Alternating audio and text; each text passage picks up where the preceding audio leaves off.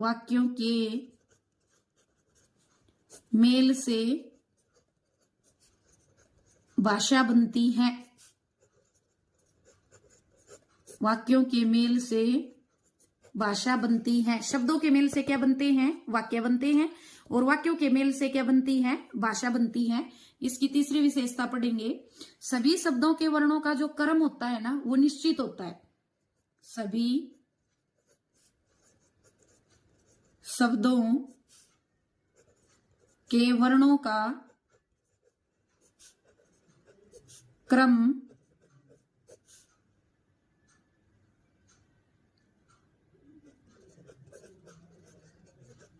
निश्चित होता है।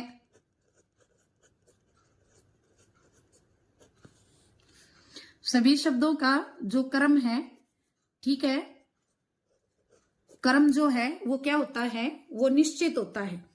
कैसे होता है? देखिए, अगर एक शब्द को लेते हैं, जैसे हमारे पास है पर्वत, तो इसका मतलब क्या होता है?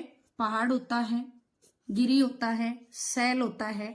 अगर हम इसके पर्वत के अंदर जितने भी वर्णों का प्रयोग हुआ है, उन वर्णों का अगर हम क्रम बदल दें, ठीक है, आगे पीछे उनको कर दें, तो ये क्या हो जाएगा? निरर्थक हो जाएगा। जैसे मैंने पहले ये कर दिया, अब ये इस शब्द का कोई अर्थ नहीं निकलता, कोई अर्थ नहीं निकलता।